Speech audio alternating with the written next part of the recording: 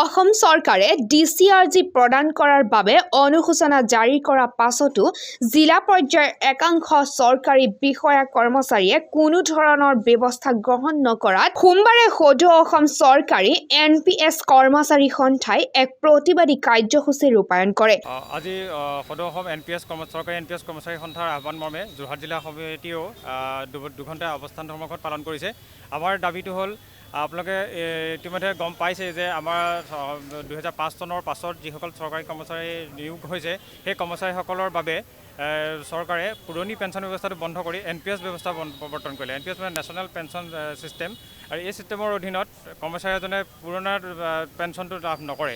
তেওঁলোকৰ এটা অংশ ইতিমধ্যে কৰ্তন কৰি থকা হয় আৰু সেই একেধৰণৰ সম পৰিমাণ চৰকাৰৰ ফালৰ পৰা কৰ্তন কৰে আৰু সেইটো তেওঁলোকে 3টা শ্বেয়াৰত 3টা কোম্পানীত ইনভেষ্ট কৰি দিয়ে আৰু সেই তাৰ ইকুইটিৰ ওপৰত নিৰ্ভৰ কৰি পেলাই পিছত ৰিটায়াৰমেণ্টৰ পিছত তেওঁলোকক পেঞ্চনটো প্ৰদান কৰা হয়।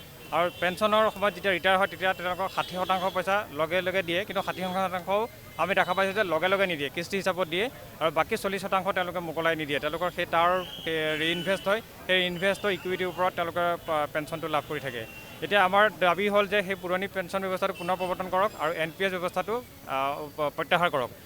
এই কাৰ্যসূচীৰ অংশস্বৰূপে যোৰহাট জিলা সমিতিয়েও জিলাখনৰ অৱসৰপ্ৰাপ্ত শিক্ষক কৰ্মচাৰীসকলক লগত লৈ উপায়ুক্ত কাৰ্যালয়ৰ সন্মুখত 2 ঘণ্টা অৱস্থাত ধৰ্মঘট পালন কৰি জিলা উপায়ুক্তক স্মাৰকপত্ৰ প্ৰদান কৰে।